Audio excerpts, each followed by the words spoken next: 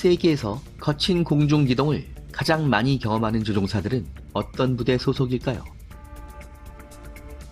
아마도 미 공군과 해군의 가상적기 대대 소속의 교관 조종사들일 것입니다.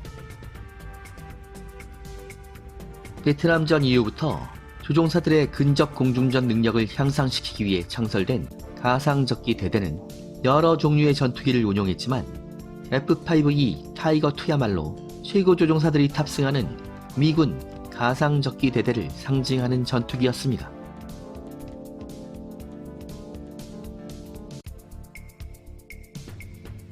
타이거2는 1970년대부터 아직까지도 공중전술 훈련을 위한 주요 가상적기로 애용되고 있습니다. 얼마 전에 영화 탑건 리뷰 영상에서 잠시 소개했지만 타이거2는 미군의 교관 조종사들이 아직까지도 애용하고 있는 가상적기 비행대 어그레서의 주력 전투기입니다.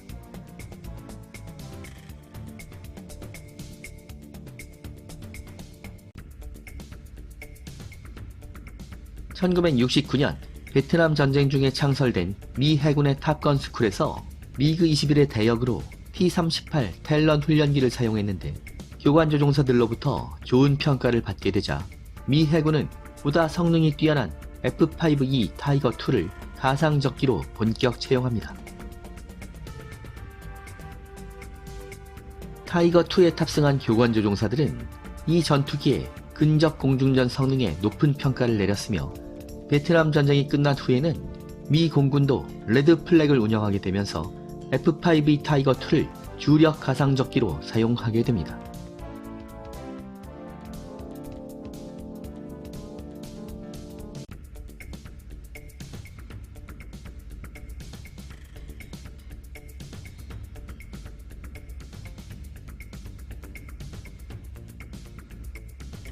타이거2를 미그 21의 대역으로 처음 사용한 이래 미 공군의 최신의 전투기 F-15와 미 해군의 F-14가 주력으로 자리를 잡아가던 1970년대 후반부터 가상적기 대대의 베테랑 교관 조종사들은 근접 공중전 훈련에서 타이거2에 탑승하고 최신의 전투기에 탑승한 후배 조종사들을 혼쭐 내주고 있었습니다.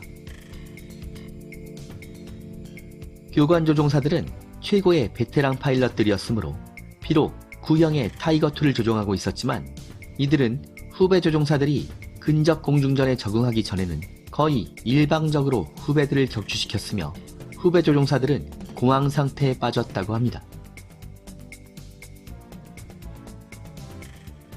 타이거2는 기체의 크기가 작고 엔진에서 발생하는 연기가 적어서 유관 식별이 매우 어려웠으므로 모스키토와 니들 등의 별명으로 불리게 됩니다.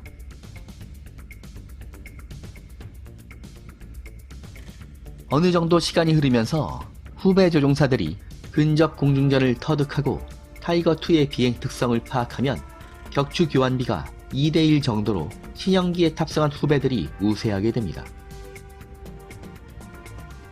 하지만 2대1의 격추 교환비는 기체의 성능과 가격을 고려한다면 크게 실망스러운 결과가 나온 것으로 볼 수 있었죠.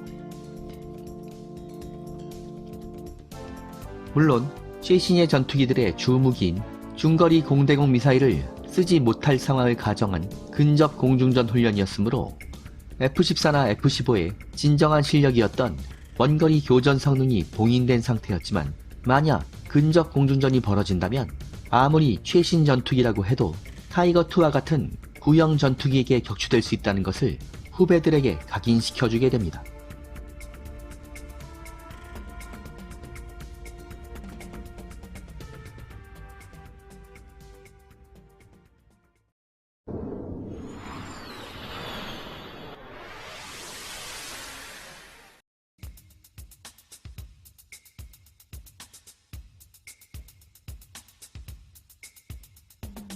미 공군은 최근 들어 F-16을 주된 가상적기로 사용하는 반면 미 해군은 F-5E 타이거2를 근접 공중전 훈련의 주요 가상적기로 아직도 운용 중입니다. 심지어 스위스 공군이 퇴역시키는 F-5E를 중고로 사들인 후에 대대적인 업그레이드 작업을 통해서 가상적기 대대에서 계속 운용할 정도로 애정을 기울인다고 하죠.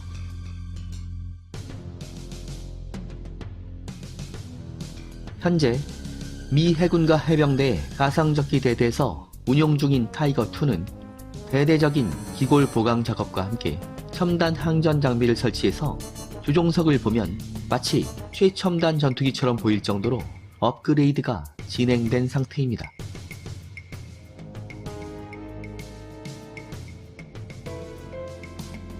(90년대) 이후부터 미 해군의 가상적기 대대는 F-16과 FA-18을 같이 운용했으며 이스라엘로부터 대여한 크필 전투기를 사용하기도 했었는데, 타이거2는 아직도 정비의 간편함과 훈련생들에게 정신적인 충격을 유발하는데 매우 효과적인 전투기로 평가받으며 가상적기 대대 일원으로 활약하게 됩니다. 가장 최근의 소식으로는 F-5E가 가상적기로서의 운용성과 편리함에서 높은 평가를 받아 F-16을 제치고 2022년 이후에도 미 해군의 가상적기 대대에서 주력기로 재선정되었으며 당분간은 미래의 가상적기로도 계속 운용될 예정이라고 합니다.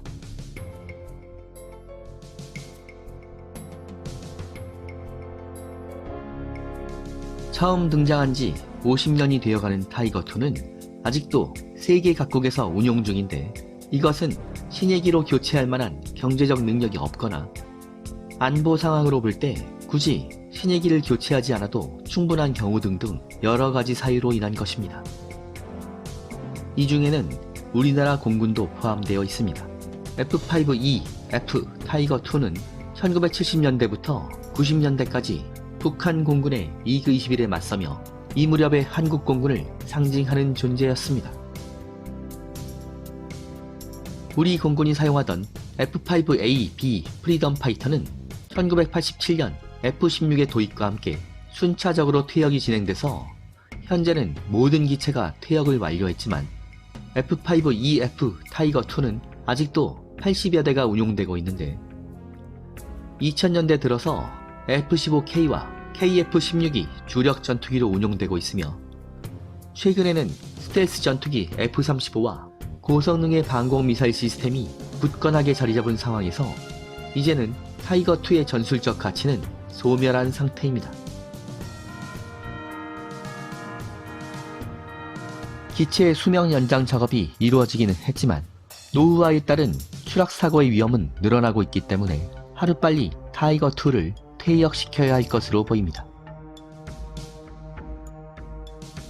최근 발생한 마음 아픈 추락사고 이후에 우리 공군에서도 타이거2의 조기 퇴역 및 새로운 전투기 도입 계획을 발표했는데, 부디 빠른 시일 내에 추진되면 좋겠지만 현실적으로는 KF-21의 개발이 순조롭게 진행돼서 하루빨리 전력화되기만을 기다려야 할 것 같습니다.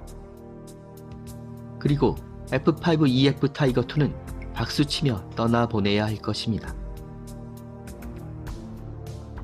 타이거2의 리뷰 리마스터 버전은 여기까지입니다. F5 가문의 마지막 기체였던 F5G, F-20 타이거 샤크에 대해서는 2년 전 올려진 영상을 참조하시면 좋겠습니다. 타이거 샤크의 영상 리마스터링은 베트남 항공전의 연재가 마무리된 후에 진행될 예정입니다. 여기는 밀리터리 항공의 잡학 채널 불타는 하늘입니다.